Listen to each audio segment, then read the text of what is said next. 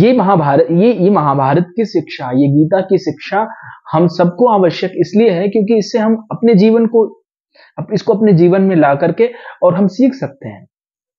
हम देखें कि हम बुद्ध पुरुषों के जब मध्य उपस्थित होते हैं तो कहाँ बैठते हैं। हमें ये विचार करना चाहिए कि हम बुद्ध पुरुषों के चरणों की तरफ बैठते हैं या सिर की तरफ। तो खैर, युद्ध उसी समय जीत लिया गया जब दुर्योधन सिर की तरफ बैठा और अर्जुन चरणों की तरफ। तो ये भाव बहुत अद्भुत भाव है। तो भगवान ने कहा कि मेरी दृष्टि सबसे पहले जिस पर पड़ी है, मेरे लिए वही व्यक्ति पहला है। और मैं अर्जुन से पूछता हूं सबसे पहले कि अर्जुन को क्या चाहिए। तो अर्जुन कहते हैं मुझे, भगवान कहते हैं कि ये युद्ध जो है, ये युद्ध मेरा नहीं है, मैं इस युद्ध में कोई भाग नहीं ग्रहण करूंगा। हाँ, लेकिन अगर तुम लोग मेरी सहायता मांगने आए हो तो एक तरफ मेरी पूरी की पूरी द्वारिका की सेना है जो बहुत बहुत बहुत अजेय सेना है।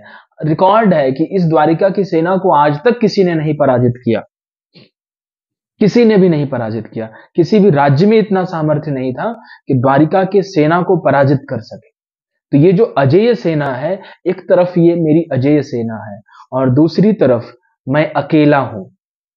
और अकेले में भी मैं कोई शस्त्र नहीं उठाऊंगा, मैं केवल सारथी का कार्य करूंगा। मैं एक रथ संचालक बनूंगा, मैं एक रथ चलाने वाला सारथी बनूंगा, मैं रथ को चलाऊंगा और कोई शस्त्र नहीं उठाऊंगा। तो बताओ क्या चाहिए।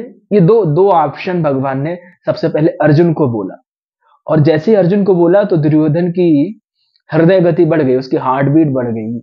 उसे लगा कि कहीं ऐसा ना हो कि अर्जुन द्वारिका की सेना मांग ले।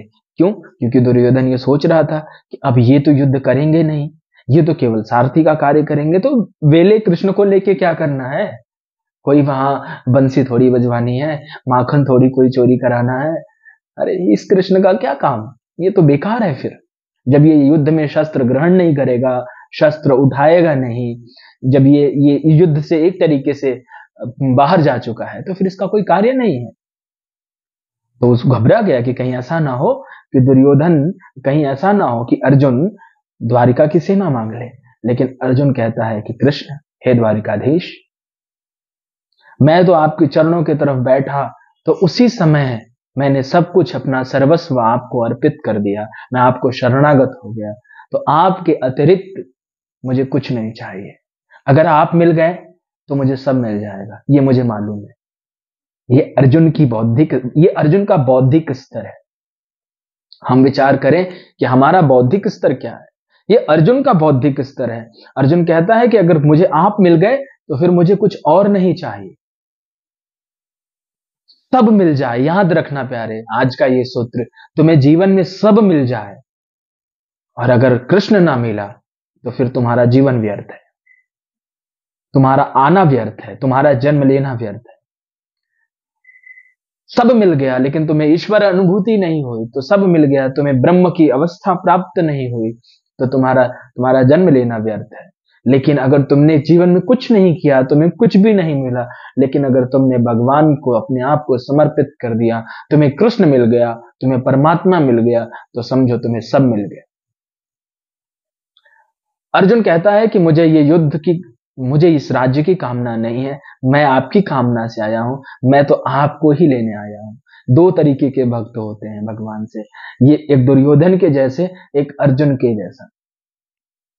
दुर्योधन के जैसा जो भक्त है वो भगवान से मांगने जाता है, और अर्जुन के जैसा जो भक्त होता है वो भगवान को मांगने जाता है। वो कहता है कि द्वारिकाधीश, मुझे आपके अतिरिक्त अब कुछ नहीं चाहिए, बस केवल आप। ये भक्त की कामना होती।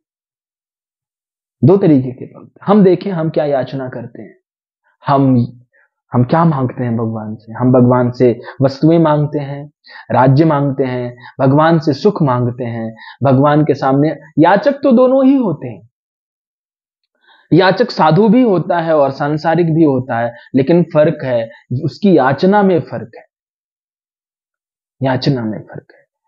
एक की याचना है कि मुझे केवल और केवल श्री कृष्ण चाहिए, और दूसरे की याचना है मुझे राज्य चाहिए, मुझे आपकी सहायता चाहिए। तो एक एक तो भगवान से सहायता मांगता है और दूसरे तो भगवान ने कहा ठीक है। तो एक पक्ष में दुर्योधन भी बहुत प्रसन्न हुआ और अर्जुन भी बहुत प्रसन्न हुआ। आज तक के इतिहास में इतना बड़ा ड्राइवर कभी फेमस नहीं हुआ। यहां पूरे महाभारत का केंद्र बिंदु ही श्री कृष्ण है। भगवान के दरवाजे का ये आयाम है कि उनके जो दरवाजे पर जो भी गया वो प्रसन्न होकर लौटा। सदा प्रसन्न माधव, माधव प्रसन्न रहते हैं, सदा प्रसन्न रहते हैं। और उनके दरवाजे का ये आयाम है कि जो उनके दरवाजे पर जाता है वो प्रसन्न ही लौटता है। यहां दुर्योधन भी प्रसन्न है और अर्जुन भी प्रसन्न है। दुर्योधन ये सोच के प्रसन्न है कि ये युद्ध नहीं करेगा, ये कुछ नहीं करेगा। कौरव ये सोच के प्रसन्न है ये कुछ नहीं करेगा। और पांडव ये सोच के प्रसन्न है कि सब कुछ करने वाला तो मुझे मिल गया, सब कुछ यही करेगा, अब जो होगा वो कृष्ण ही करेंगे। पांडवों का पूरा समर्पण श्री कृष्ण के प्रति। दोनों ने अपनी अपनी सहायता मांगी। यहां एक अद्भुत घटना और घटती है। यहां घटना घटती है कि जब दुर्योधन लौटा है अपने महलों में, तो वो अपने मामा से हंसते हुए मिलता है कि मामा आज तो मैंने युद्ध जीत लिया, मैंने बहुत बुद्धिमानी का काम किया। क्या बुद्धिमानी? तो मामा कहते हैं क्या मिल गया तुझे? मैं कृष्ण के पास याचना लेने गया था और जो घटना घटती है, मैंने उससे दो बातें थी। एक तरफ अकेला कृष्ण और दूसरी तरफ उसकी पूरी सेना थी। मैंने कृष्ण से उसकी द्वारिका की सेना मांगी, सारी की सारी सैन्य सहायता अब हमें मिलेगी। ये मेरी बहुत बुद्धिमानी का काम किया मैंने मामा, हंसते हुए उसने कहा। लेकिन शकुनी चाहे जितना दुष्ट हो, जितना खल रहा हो, लेकिन उसने दुर्योधन को पहली बार कहा कि भांजे, तूने आज जितनी बड़ी गलती की कि इसकी भरपाई नहीं हो सकती। तो तुझे नहीं मालूम कि तूने कितनी बड़ी गलती कर दी। असल में ये युद्ध दो गुरुओं के बीच में है। अगर बहुत गौर से देखोगे तो ये युद्ध शकुनी और कृष्ण के बीच में है। पांडवों के गुरु हैं, अर्जुन के गुरु हैं श्री कृष्ण, और दुर्योधन का गुरु है शकुनी। असल में ये युद्ध, इसलिए शकुनी कृष्ण के बारे में जानता है। शकुनी जानता है कि सारा खेल ये द्वारिकाधीश का रचाया हुआ है। अगर इसलिए सबकी दृष्टि श्री कृष्ण की तरफ थी कि ये क्या कर रहे हैं। और उसने दुर्योधन को कहा कि तूने बहुत बड़ी गलती कर दी। और ठीक है, ऐसी ऐसी छोटी छोटी कथाएं हम आपसे आगे करते रहेंगे, आपको सुनाते रहेंगे।